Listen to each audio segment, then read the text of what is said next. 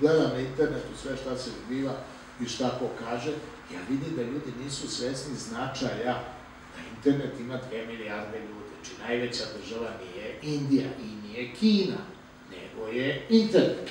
To su već odabrani ljudi. 10 miliona prilazi dnevno, svaki dan još 10 miliona. A to za neku godinu, to će biti ta... A šta je to? Je rodovska zajednica.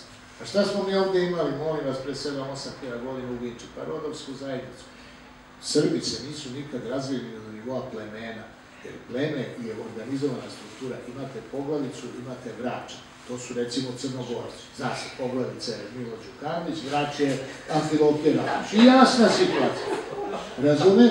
U Srbiji nema, ne, svi, mi, to je rodovska zajednica. Međutim, ta rodovska zajednica je, pa da, ali to se preslika sad na internet. Znači, nama je lakše da se uključimo u planetarno, razumeš, društvo, nego bilo kome drugom ko organizovati.